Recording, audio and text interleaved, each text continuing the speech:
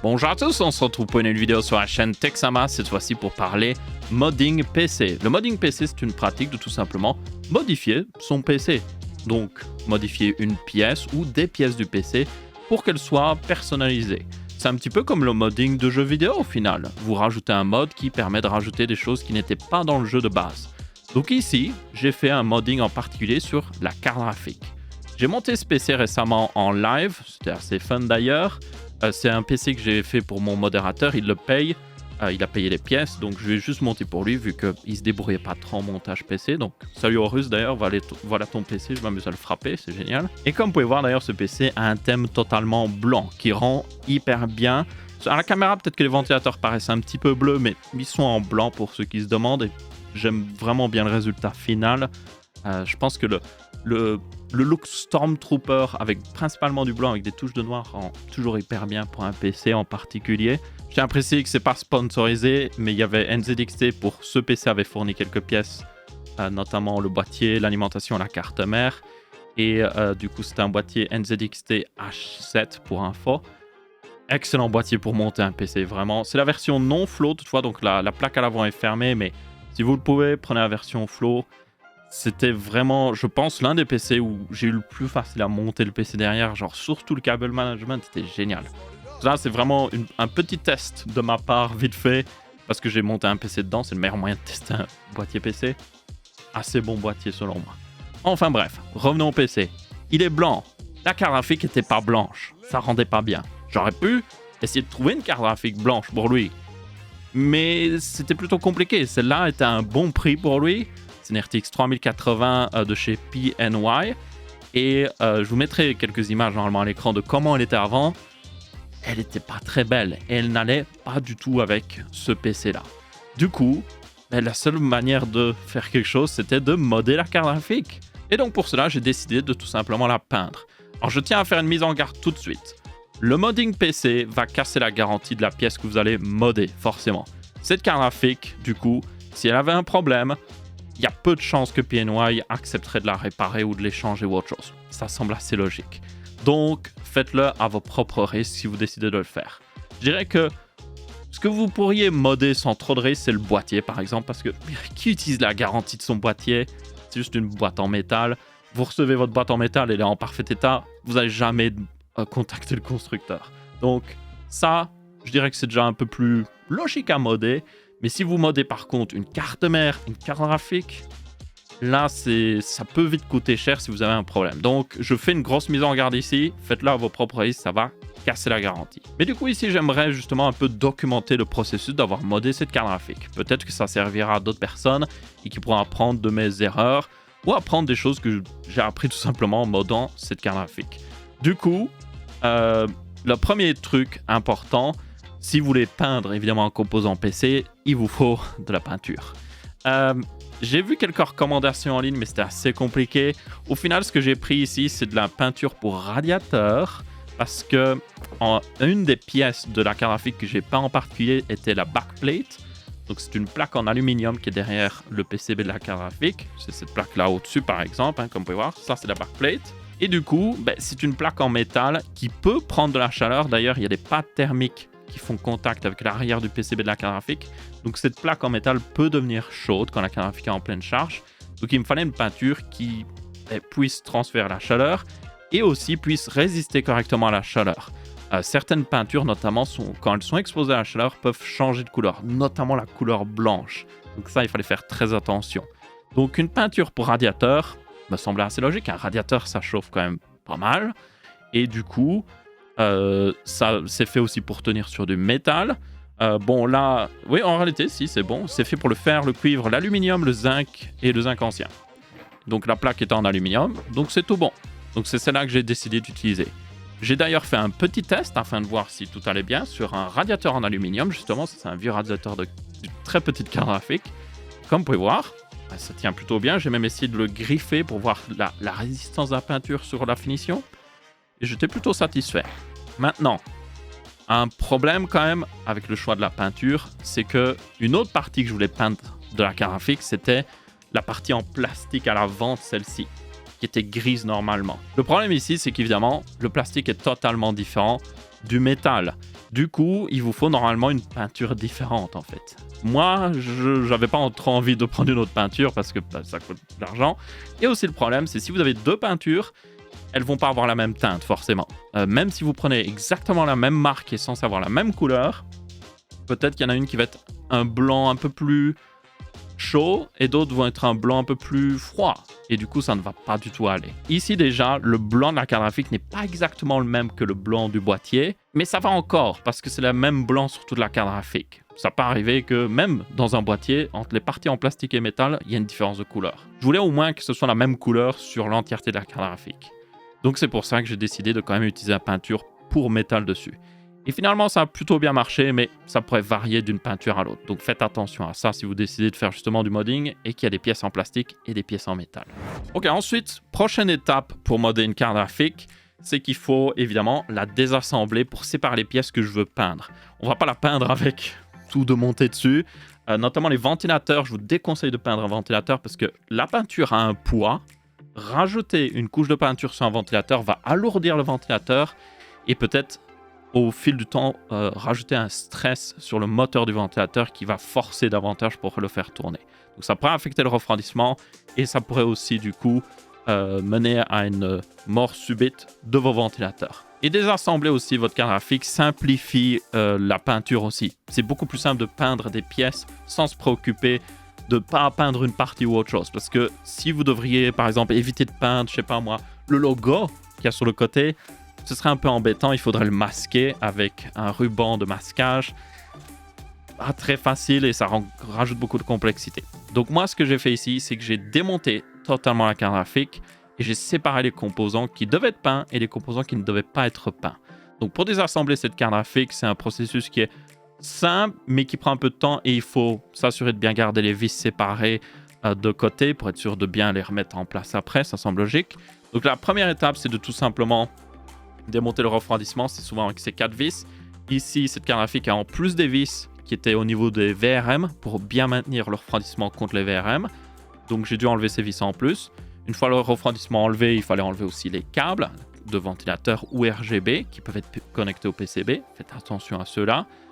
J'ai dû ensuite, pour enlever la backplate, la dévisser aussi. Elle était vissée, elle faisait un peu un sandwich avec le PCB, donc j'ai dû dévisser ça aussi. J'ai ensuite retiré de la protection en plastique les ventilateurs qui étaient vissés dessus. Cette protection aussi en plastique était vissée directement sur le refroidissement, donc le radiateur. Ça c'était plutôt simple, il y avait, il me semble, 4 vis. Donc j'ai retiré ensuite les ventilateurs. Et enfin, un truc très important, c'est qu'il y avait des éléments RGB qui sortaient sur le côté.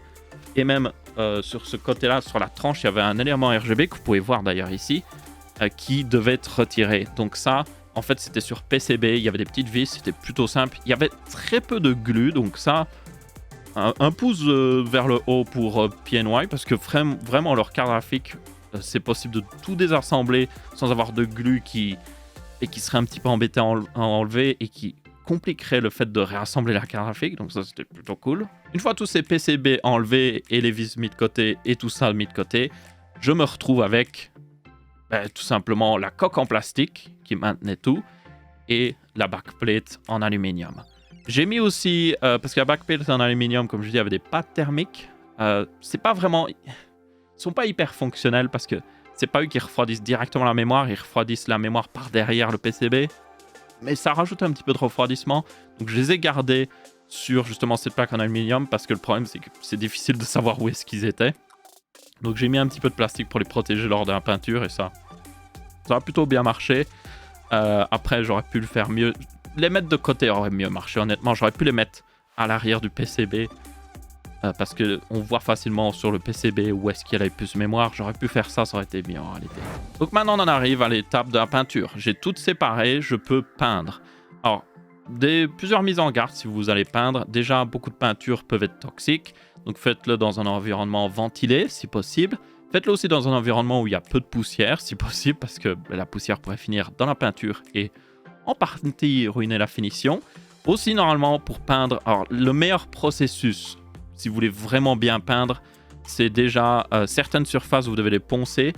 Parce que quand vous les poncez et après vous les nettoyez avec de l'alcool, ça va permettre en fait à la peinture de mieux s'accrocher au matériau. parce qu'il y a plus de surface pour s'accrocher, vu que le matériau est un petit peu griffé. Ça peut être important. Moi, je ne l'ai pas fait, ça a plutôt bien marché, mais en général, c'est recommandé. Un autre truc recommandé aussi, c'est de mettre une première couche primaire qui est souvent neutre et qui vous permettra après de mettre la vraie peinture finale. Donc c'est souvent une couche qui pourrait être grise, par exemple ici si vous mettez du blanc. C'est recommandé en général aussi, mais tout le monde ne le fait pas pour le modding PC. Personnellement, je ne l'ai pas fait ici parce que je ne savais pas trop quoi mettre comme couche primaire pour une peinture de radiateur. Et cette peinture de radiateur est indiquée... Enfin, le constructeur dit que vous n'avez pas besoin de couche primaire. Donc je me suis dit, on verra bien ce que ça donnera. C'est aussi un test. Donc je ne fais pas forcément la meilleure chose, mais on verra bien ce que ça donnera. Et après ça, on a le processus de peinture. J'ai pas filmé parce que je suis sûr que les gens auraient critiqué mon truc. Et puis je l'ai fait dans un endroit ouvert, donc c'était un peu compliqué de filmer. Quelques astuces que j'ai pu voir souvent donner, c'est faites plusieurs couches évidemment. Il vaut mieux faire plusieurs couches fines plutôt que d'essayer d'en mettre plein et ça va donner un très mauvais résultat parce que la peinture va couler. Donc faites plusieurs couches tranquillement, laissez bien sécher entre chaque couche et quand vous avez fini la dernière couche, laissez sécher pendant pas mal de temps pour être sûr que la peinture soit bonne. Faites-le aussi dans un environnement pas trop humide parce que ça peut être mauvais pour la peinture et encore une fois, pas trop de poussière. Aussi, ça dépend des instructions, mais en général, la peinture, vous devez...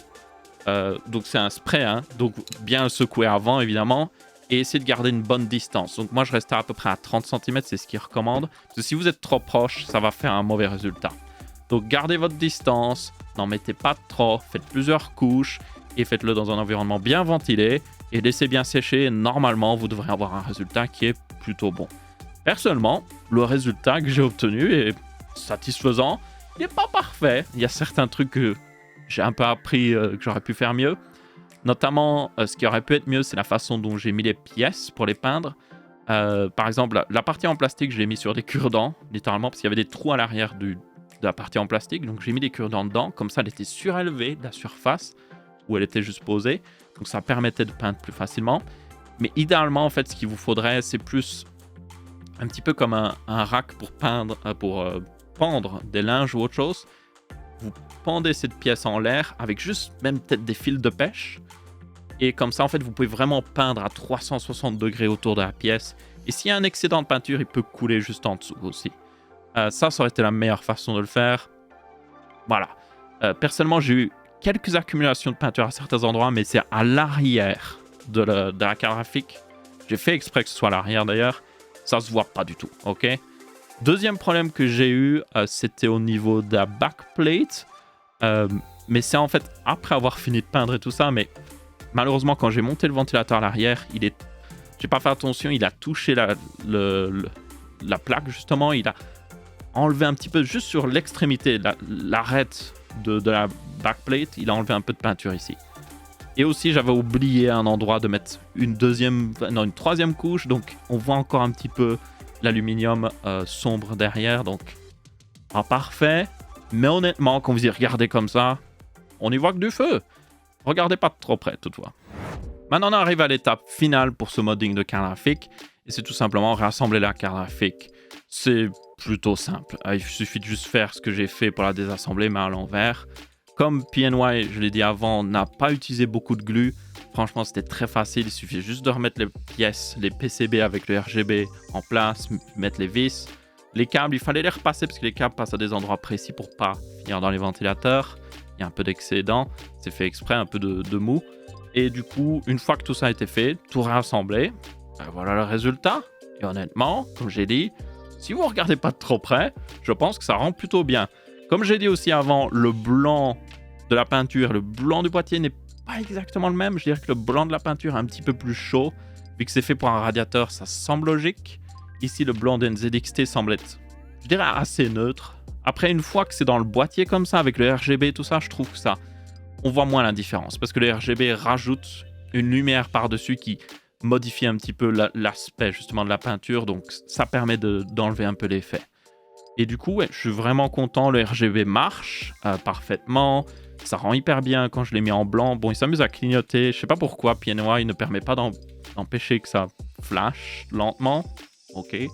Bref, leur logiciel d'ailleurs de contrôle RGB est un petit peu mais bon, J'ai tout réglé et je suis très content du résultat. Maintenant, un aspect quand même important qu'on a parlé, c'est performance. Est-ce que ça a dégradé les performances de la carte graphique ou autre chose? Alors, comme c'était des pièces non fonctionnelles, c'était juste un cache en plastique et la backplate qui n'offrait pas vraiment plus de refroidissement que ça, non, ça n'a pas vraiment affecté les performances. En plus, comme j'ai démonté la carte graphique, j'ai changé la pâte thermique. J'ai même amélioré les performances grâce à ça parce que j'utilise une meilleure pâte thermique. Donc, ça, ma foi, ça fait un avantage. Donc ouais, la carte graphique est toujours très bien refroidie. Il n'y a pas de problème. J'ai lancé un stress test pendant 2 heures, je crois, où il y avait CPU et carte graphique qui tournaient à fond.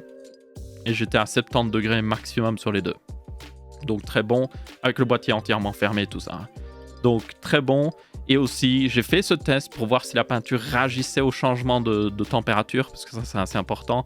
Mais comme c'est une peinture faite pour des radiateurs, je pense qu'elle est faite pour ces changements de température, parce qu'un radiateur peut passer de...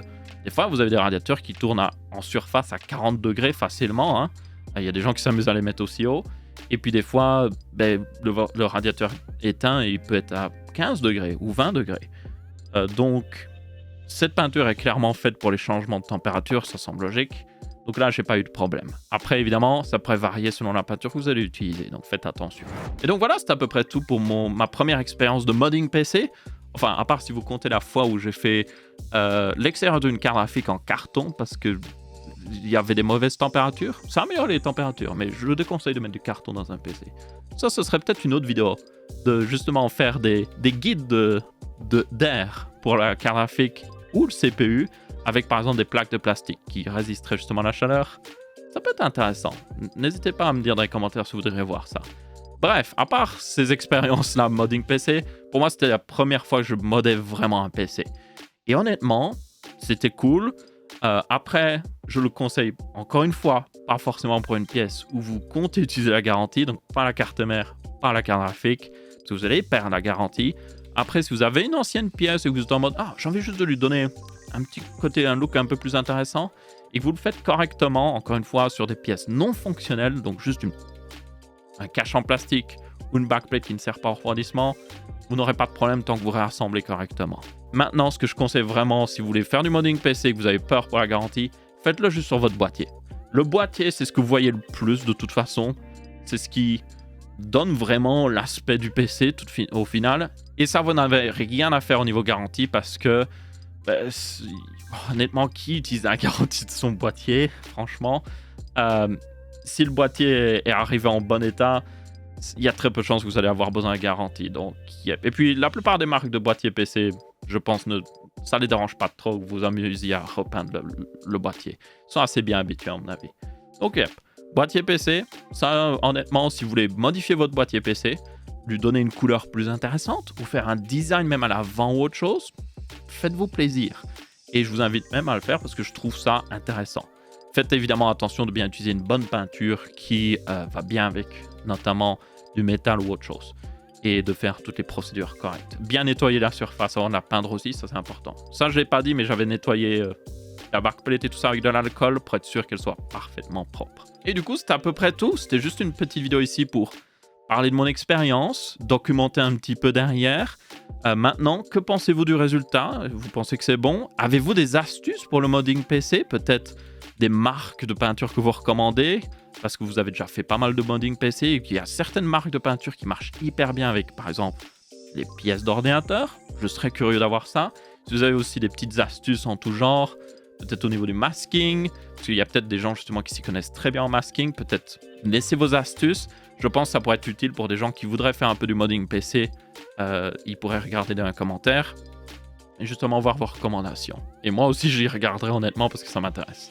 Du coup, merci à tous d'avoir regardé. Si vous avez bien apprécié cette vidéo, vous pouvez laisser un pouce bleu. Si vous n'avez pas apprécié cette vidéo, vous pouvez laisser un pouce rouge. Si vous avez des sentiments beaucoup plus complexes qui requièrent des mots, vous pouvez laisser un commentaire et on se retrouvera pour une prochaine vidéo. Ciao, ciao!